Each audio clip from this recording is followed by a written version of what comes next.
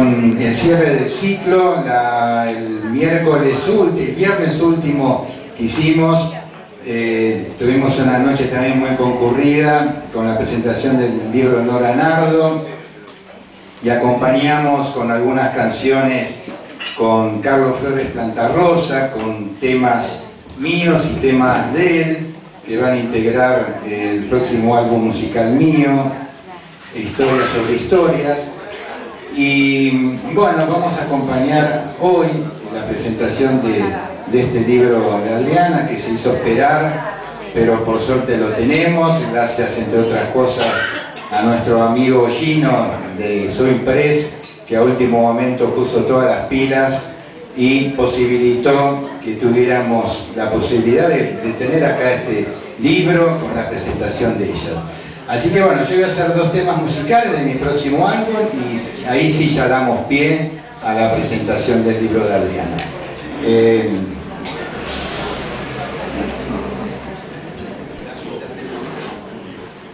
Primer tema va a ser A Contramano, que es un tema que mucha gente me lo ha pedido, que es una samba.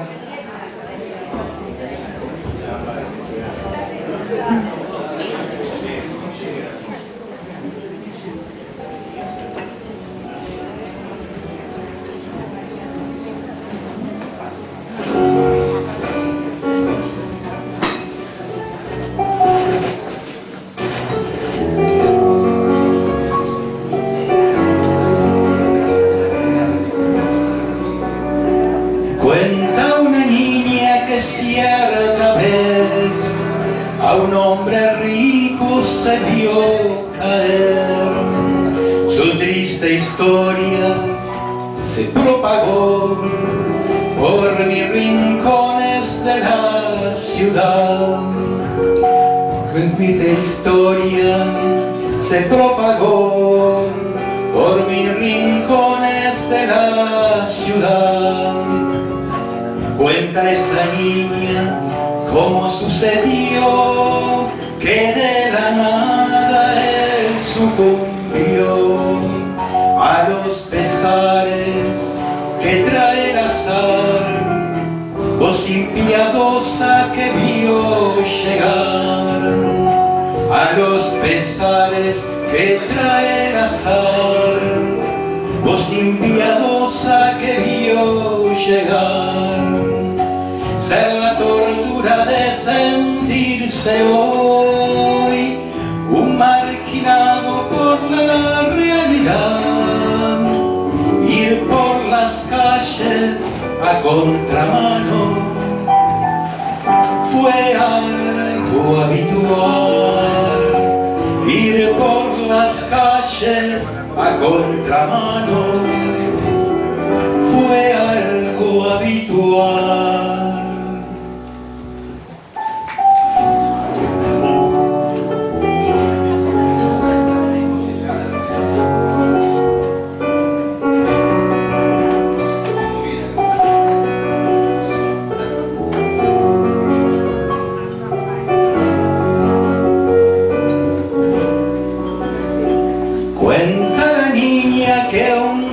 De abril, su sombra tenue se vio partir para ya nunca regresar allá con su rutina casi matinal.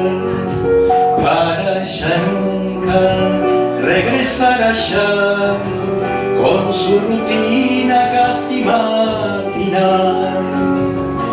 Dejó una carta, no de ocasión, para que todos puedan leer.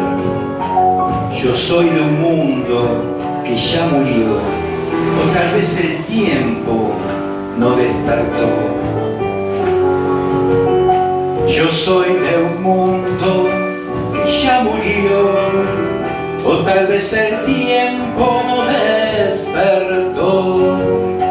Ser la tortura de sentirse hoy un marginado por la realidad, ir por las calles a contramano fue algo habitual.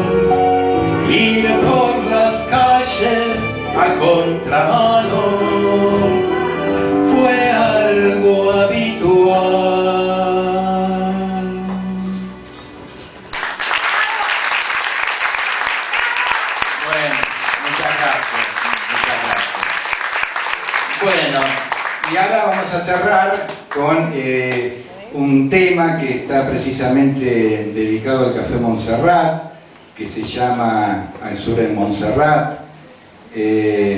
Como ya les he comentado a muchos, este próximo álbum, cada tema va a estar acompañado por un fragmento poético de poetas muy allegados a mí. La otra vez justamente pasamos un tema, cantamos un tema cuya parte poética inicial de Roberto Romeo de Vita.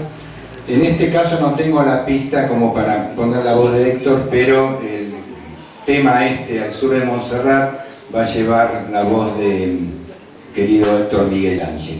Así que bueno, la pista número 5.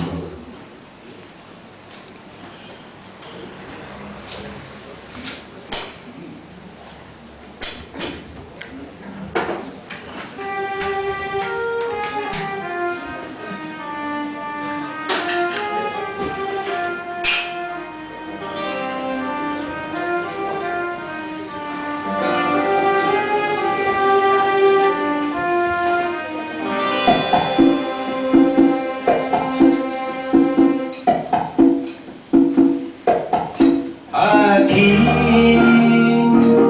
en torno de la noche, detrás de los suburbios, se oye murmurar.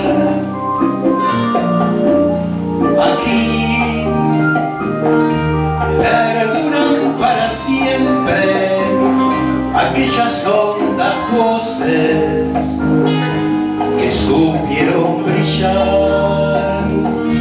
Café de los poetas, café de los artistas, no hay nadie que desista del sur en Montserrat.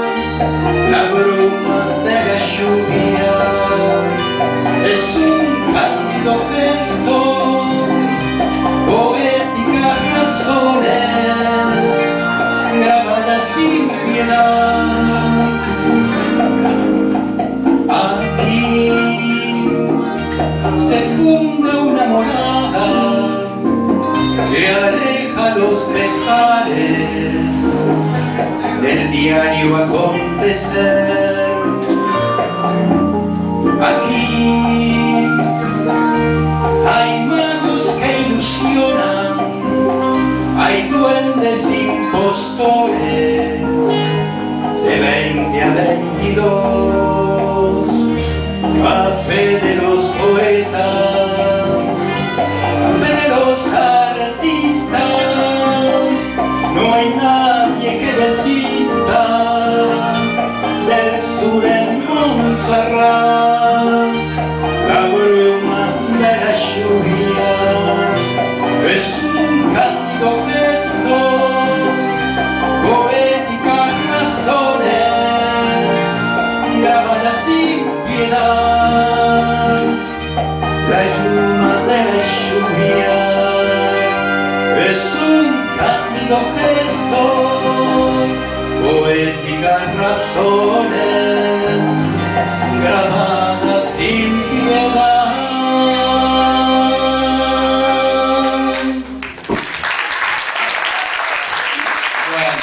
Muchas gracias. Y ahora sí, bueno, la casa como de costumbre, todos los años está acompañando el cierre con la invitación de una copa de vino, así que yo pido un aplauso por la gente de Café Montserrat, que tantos años nos ha cobijado en este lugar. Adelante, Amadeo. Bueno, vamos a cerrar la noche con la presentación de este libro de nuestra querida amiga y compañera Adriana Gaspar, que se llama Rocco en Cardona, Cuerpo y Libertad. Es un ensayo crítico y fue editado por Ediciones Fundación Oeste. Y al fin de la noche va a estar a la venta en el valor de 100 pesos. Para comenzar vamos a escuchar a Beatriz Sheffer Peña, que amablemente va a leer el prólogo de Leonor Calvera, que pertenece al libro, dado que Leonor está indispuesta y no pudo concurrir. Bueno, buenas noches a todos. Espero darle bien la voz a la amiga que no le digo todavía. Dice Leonor Calvera. Quiero agradecer a Beatriz porque, bueno, Leonor no se sentía bien y Beatriz gentilmente va a leer el prólogo de Leonor, así que le quiero agradecer a Beatriz. Agradeceme después que lo lea.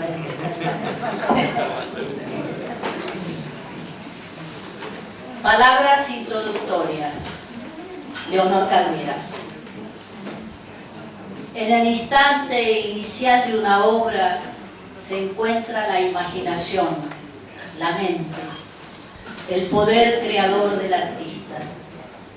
En su momento final, el espectador. Distintos tiempos, lenguajes diversos. Entre ambos extremos, el crítico de arte y su compleja tarea de mediador. La crítica de arte es una disciplina exigente, destinada en cierto modo a inmolarse en la obra ajena.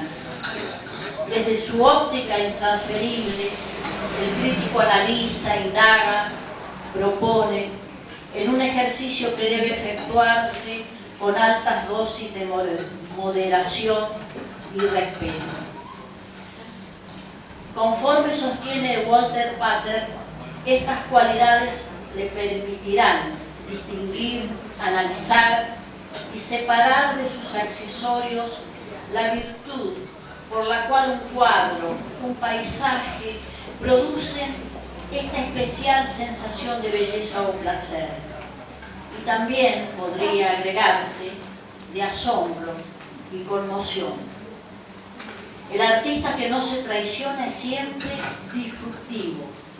Esto es, enfrenta con rebeldía las normas y mandatos e incluso llega a cuestionar el repertorio de ideas, creencias y sentimientos válidos en su tiempo y lugar. Su obra es suelo trillado por primera vez, un camino nuevo, ajeno a los conocidos.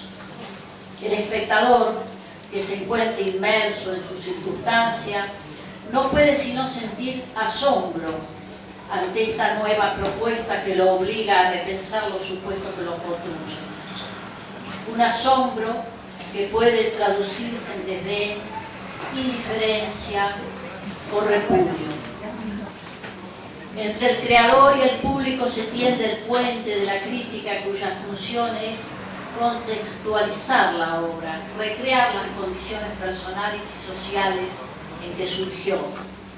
El objetivo máximo es borrar la tensión cultural entre quien crea y la persona que recibe el producto terminado. La crítica, entonces, debe ayudar a que se mire en profundidad la obra para arribar al instante en que nació, que facilite volver a crear ese momento primigenio para captar la emoción estética de la que surgió, para reconstruir en la pasividad lo que el artista fraguó activamente. En cierto modo, es conducir al espectador hasta el núcleo, la savia misma de la obra, para así sumergirse en una atemporalidad que borre las distinciones y las categorías. En torno a la obra de Rocco Incardona. Vida, obra y circunstancia forman la confusión ideal para comprender hondamente una realización artística. Precisamente esos tres lados de la pirámide son los que muestra, subraya y analiza Adriana Gaspar en su obra Rocco Incardona, Cuerpo y Libertad. Habitante del mundo antes que ciudadano de dos países, Incardona buscó liberarse de las opresiones de la censura, tanto como de las normas y pautas que impone la sociedad. Gaspar une esas búsquedas con su transcurso vital. Un ejemplo dicho en bellas palabras es su referencia a la serie Los pájaros. el Rocco niño y el Rocco adulto se cobijan nuevamente entre el grosor de las plumas del pasado y los mandatos del presente. En esa línea de tiempo aparecen nuevamente las aves. Ellas ya no sobrevuelan el jardín de la antigua casa, sino que regresan a su encuentro para cobijarlo de un mundo hostil, soberbio, por quienes se arrogan el poder. Incardona prueba, recorre el dibujo, la pintura e incluso incursiona en las experiencias escultóricas. No importa el soporte que utilice, el proceso de su obra nos muestra una intención de apertura permanente a un hombre que espera en soledad. Una soledad plena de resonancias, de planteos diversos, de ocultamientos, dudas, protecciones y hallazgos. No menor es el lugar que ocupa el cuerpo, un cuerpo que en ocasiones es asumido y en otras se convierte en una barrera que impide el acceso a lo que Heidegger denominó lo abierto. Los cuerpos, vulnerabilidad y fortaleza, en palabras de Adriana Gaspar. Sigue Adriana. Los cuerpos, en su representación carnal, buscan movilizar y provocar la mirada del espectador, comprometerlo, inquietarlo, incitarlo. Los cuerpos acicatean, molestan y necesitan legitimarse ante la sociedad. Sin embargo, de esos cuerpos incitantes ha huido el erotismo, convertido en un deseo irrealizado e irrealizable. El deseo se ha transformado en misterio, en clausura, en melancolía, impregnando toda la obra con una tonalidad propia y distintiva.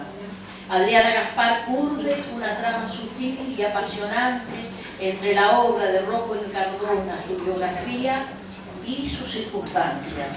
Muestra a un artista singular debatiéndose entre la censura y la libertad, entre la voz propia y el eco social. Un artista que pugna por su verdad, esa verdad que es aletheia, desvelamiento. Y Rocco, como lo señala Adriana, no está ajeno al acto de develar y revelar, clave en toda producción estética. No cabe duda que el excelente ensayo de Gaspar sobre la producción de Rocco Incardona está teñido de subjetivismo, pero es una subjetividad no condicionante. Por el contrario, es una propuesta al servicio del espectador, un gesto generoso que acerca a quien mira los elementos que le permitan acceder al goce estético en plenitud. A partir de esta guía sensible, valiosa en sí misma por sus conceptos generales, el espectador podrá decodificar la obra notable de Rocco Incardona conforme a sus propias pautas y reflexiones en un infinito reverberante tan vasto como el número de quienes se acerquen a la obra. Leonor Calvera.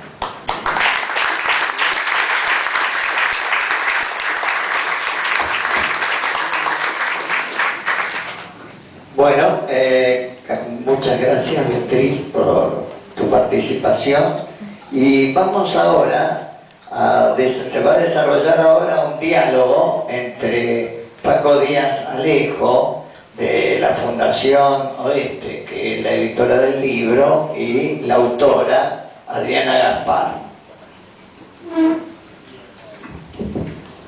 Bueno, buenas noches a todos. Quiero agradecer a Paco Díaz Alejo la posibilidad de haber conocido la obra de Rocco Incardona y haber conocido a Rocco, porque creo que cuando uno conoce la obra de un artista, aunque nunca lo haya visto, se acerca a la persona. Creo que la obra no se separa del individuo, de la persona. Así que le estoy muy agradecido y bueno, y la posibilidad de que ese conocimiento se trasladó acá a Cuerpo y Libertad. También quiero agradecer a Leonor, que me escribió un prólogo maravilloso, a una persona que, bueno, que yo quiero mucho, acá el lugar, por el espacio para presentar el libro, a mi familia, a Luis, bueno, que estuvo ahí presente para que el libro también estuviera y que me tuvo siempre el aguante, a mis hijas, Romina y Juliana, a todos los aquí presentes, los habituales de Montserrat y especialmente también a todos mis amigos que han venido hoy a acompañarme, que aunque no nos vemos todos los días o todas las semanas y quizás cada 2 o 3 meses, pero están siempre conmigo y bueno, y a mi sobrina también. Bueno, yo lo que quiero primero es agradecer al Café Literario Antonio Aliberti, a Luis García Calvo y señalar una casualidad o no tan casualidad. Este café lleva el nombre de alguien que, como Rocco Incardona, cuya ahijada está entre nosotros, Silvia Incardona, es sobrina y es ahijada de Rocco Incardona.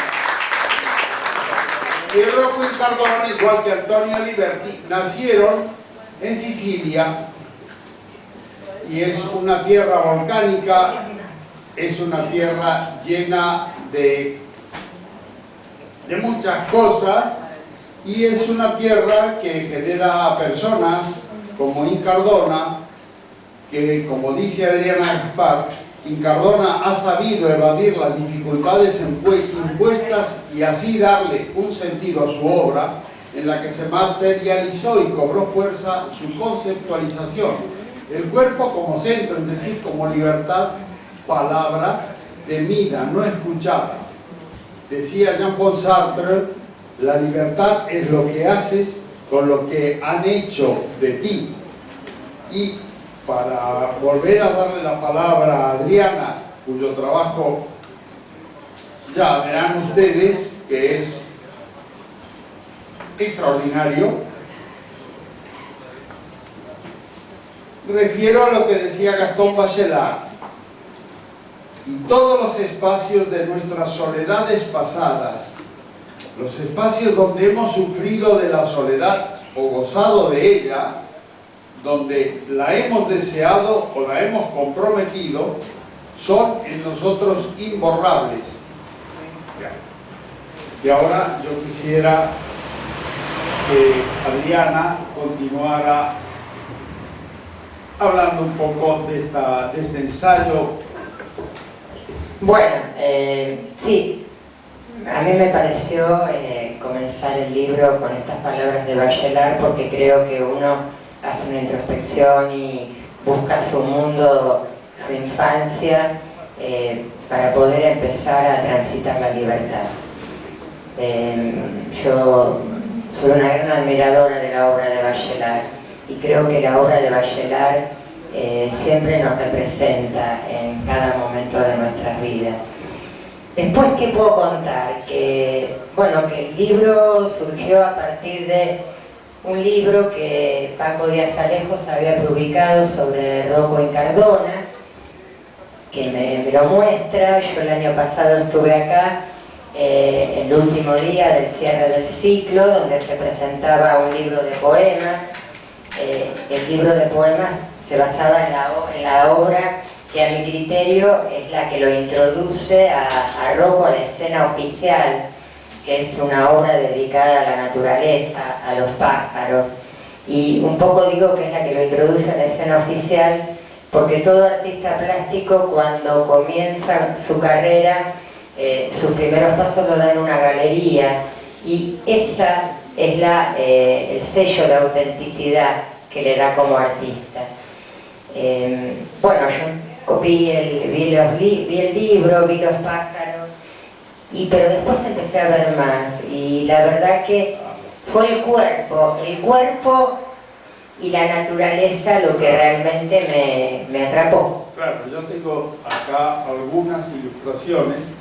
Empiezo por la última, El Ángel de Buenos Aires, donde un cuerpo está atrapado por ese espacio, liberándose de ese espacio, y ese ángel de Buenos Aires complementa a otra ilustración, Atmósfera terrestre, donde hay un cuerpo que de alguna manera se libera y es atravesado.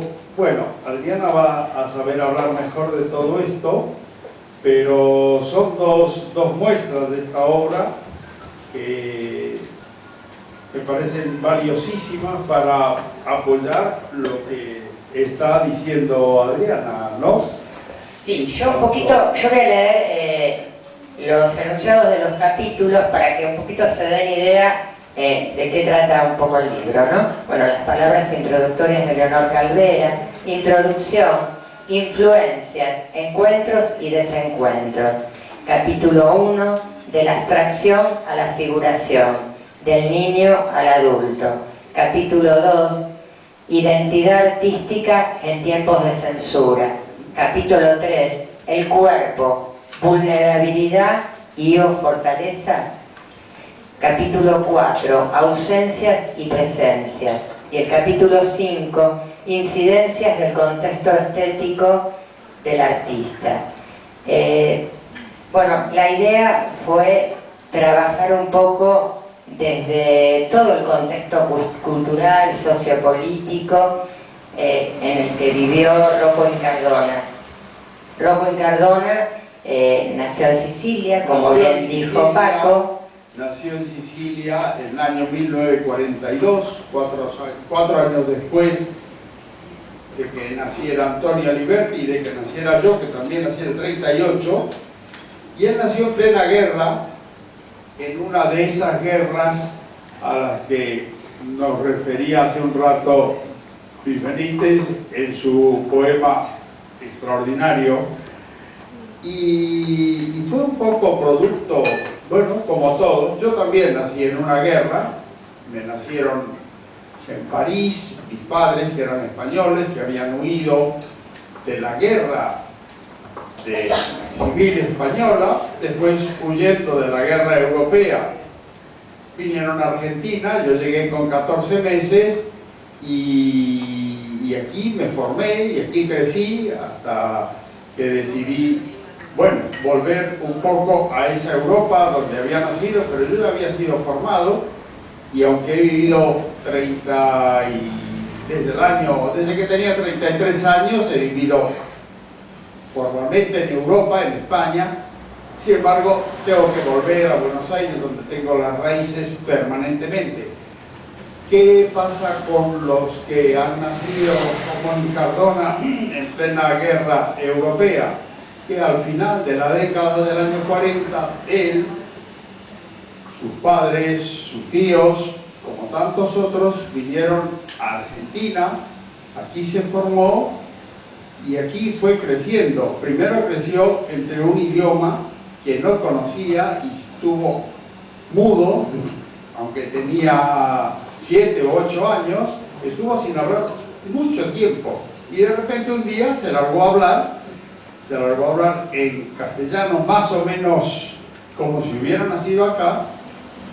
Quiere decir que fue el tiempo que tardó en cambiar de una tierra que había sufrido la devastación de una guerra y de unas limitaciones producidas por la guerra, por dictaduras, por ese Mussolini más o menos que mencionaba Benítez, bueno, por todo eso, y se fue formando acá. Estudió acá Bellas Artes, en la escuela Manuel Belgrano, en la Prilidiano Pueyrredón. Después, con una beca, volvió a comienzos de los años 70 a Italia, y después se radicó en España, en una España que todavía estaba bajo la jefatura del Estado de Franco, pero que ya no se llamaba la dictadura, era una dicta blanda.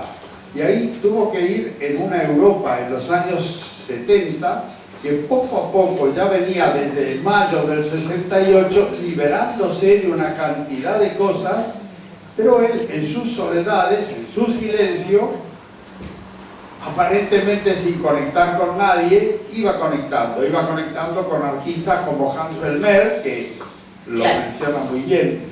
Claro, hay algo interesante que hay que establecer, que es, él empieza desarrollando, él expone acá por primera vez en la Galería Girolay.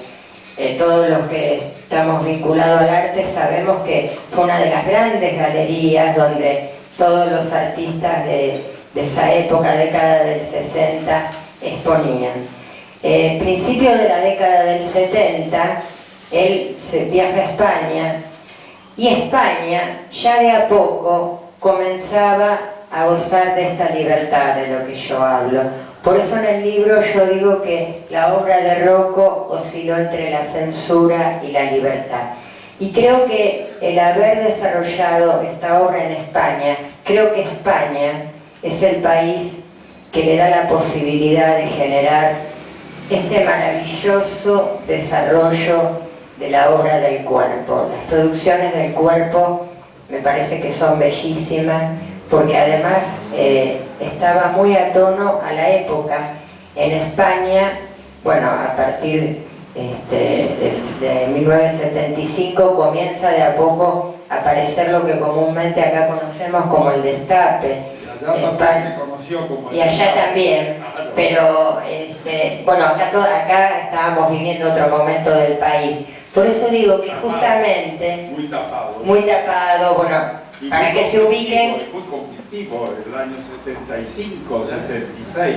Claro, pero para que se ubiquen un poquito estéticamente, mientras España justamente le estaba dando tanta cabida al cuerpo y a las nuevas identidades que estaban apareciendo, acá lideraba la pintura abstracta, porque era una pintura que era linda, decorativa. Muchos nos decían, ojo, sin desmerecer a la pintura abstracta, no hablo de un desmerecimiento, sino hablo desde que detrás de esa imagen podía quizás haber un código que uno desconocía. Así como en otros momentos la pintura abstracta era una pintura casi prohibida en la década del 40 en la Argentina, en la década del 70 un poco fue líder la pintura abstracta. Pero volvamos a Rocco, que es lo que hoy nos convoca. Rocco pudo desarrollar esa maravillosa obra en España, y creo que el cuerpo y la naturaleza, el cuerpo y la nada, es lo que realmente le da ese sello de autenticidad al artista. Un artista que rompe con mandatos, un artista que está a tono con la sociedad que le toca vivir, con los reclamos de una sociedad ansiosa por ser libre, por expresarse. Y creo que algo que es también muy interesante es que él puede materializar la nada en la naturaleza. Por eso en sus lienzos hay grandes vacíos. Creo que si hay algo que es difícil es poder materializar la nada. Esa nada, este hombre en soledad que es atravesado por esas barreras de color, una corriente muy neoyorquina que también aparece en España. Hay toda una confluencia de corrientes estéticas que Rocco toma, que son todas las corrientes que estaban muy latentes en ese momento en Europa. ¿Podés leer algún fragmento del libro? Sí. Otra cosa importante, ¿no, Paco? Son las ilustraciones, ¿no? La belleza con la cual salen, que ahí tiene mucho que ver nuestro amigo Gino, ¿no? Claro, pero antes de que lea Adriana, o simultáneamente quiero decir que él comenzó con los pájaros, con la naturaleza, amaba muchísimo todo lo que era el verde, las plantas, y por eso iba con la rama verde de la cual Héctor Miguel Angeli hace referencia, porque él va con esa rama verde, pero se pregunta al final, ¿esa rama es ala o es látigo? Porque con ese ala, con eso, es el látigo con que quiere despertar a todas esas sonrisas, esas miradas amables, todo lo que ha dicho muy bien quien lo conoció hace ya bueno, creo que 56 años, porque debió ser en el año 60, cuando Héctor Miguel Ángeli conocía a Incardona. Y lo conocía muy bien, y por eso cuando tuvo delante de él una foto donde él estaba con una rama verde, porque adoraba las plantas, adoraba la naturaleza, pero ¿es ala o es látigo? Perdón, Adriana, que te he interrumpido. Leo un párrafo tomado al azar, ¿no es cierto?, del capítulo del cuerpo. La objetividad que manifiestan sus cuerpos se emplaza en estructuras que generan en sí mismas mucha fuerza, acompañada por la sutileza de un trazo aterciopelado pero enmascarado, y en algunos casos con una simbología que deviene del vuelo. Aves humanas se materializan en su figura, son las que dejan expandir sus alas en pos de una libertad identitaria, inclusiva. ¿Y qué clase de libertad? La que preconizaba un artista preocupado por el silencio de los otros, aquellos que temían ejercer sus derechos. Otro párrafo chiquito: la insinuación, el ocultamiento y, por el contrario, el acto de develar y revelar han sido clave en toda producción estética, y Rocco justamente no está ajeno a todo esto. Rocco realmente trabajó muy en torno a su época, a su tiempo y al lugar que él habitaba. Él estaba en España, y España le dio la libertad que se manifiesta en este libro, en su obra. Yo lo que hago en realidad es ponerle palabras a las bellas obras de Rocco Incardona. Creo que esto es interesante para que el espectador, el público, pueda lograr otro vínculo con la obra de un artista plástico. Y no está de más, porque algunos a veces dicen, pero la obra de arte no hay que explicarla. La obra trascendió diferentes etapas. La obra del siglo XVIII, del siglo XIX fue una cosa, la obra del siglo XX quizás fue más compleja. Fue una obra que empieza con muchas vanguardias, empieza con un genio del siglo XX que fue Marcel Duchamp, en el que después se proyecta todo el arte conceptual. Y creo que a partir de ahí, y hablar de Marcel Duchamp es hablar de 1913, creo que a partir de ahí es como que necesitamos un interlocutor entre la obra, el artista, el espectador. Elena Olivera tiene un libro muy interesante que se llama El Nuevo Espectador, y esto me parece que es fundamental, ¿no? Porque quizás en la segunda mitad del siglo XX el arte ya no nos convoca a la emoción en una primera instancia, nos convoca a la reflexión, y a partir de la reflexión y de la razón pasamos a la emoción. Entonces, si queremos reflexionar, ya necesitamos también de otro vínculo. Paco. Bueno, yo solamente terminar con lo que hemos comenzado, dando las gracias. Hace un año atrás empezó esto.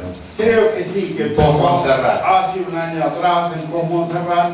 Bueno, agradecer todos y cada uno de los agradecimientos que han hecho ustedes y a todos los presentes, y sobre todo a este lugar donde también estamos contemplando ahora obras de arte que no son de Rocco Incardona, pero que se recrean a sí mismas cada vez que alguien las mira. Una obra nunca está terminada por el artista, la obra está cuando alguien la ve, y como decía muy bien Adriana, si hay una ayuda, una guía para interpretarla, se lee mejor. Gracias.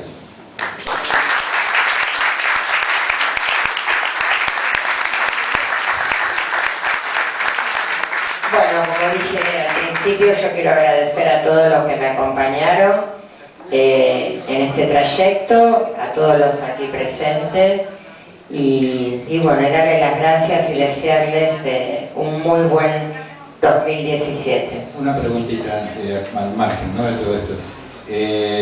Vos comenzaste como artista visual, hiciste todas las carreras, después incursionás justamente con una especialización de posgrado en lo que tiene que ver con la crítica de arte.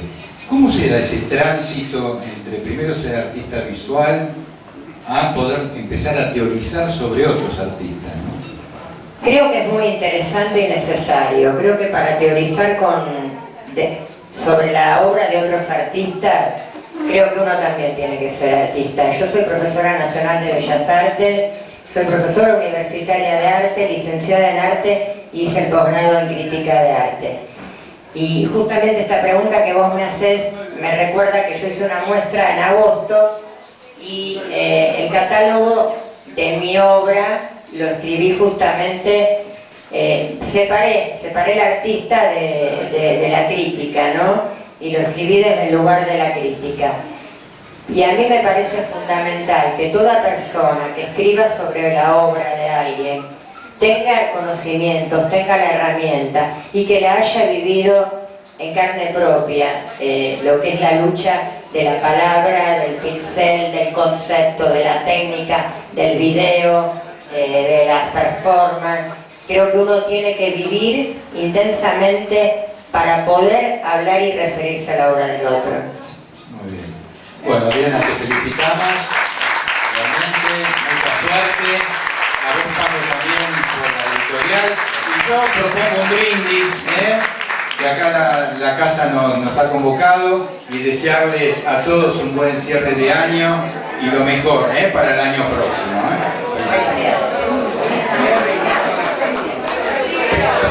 Les recuerdo que tenemos a la venta el libro en el valor de 100 pesos. Aquellos que se sientan interesados en llevarlo, hoy tienen la posibilidad de que el autor les firme el ejemplar. Muchas gracias a todos.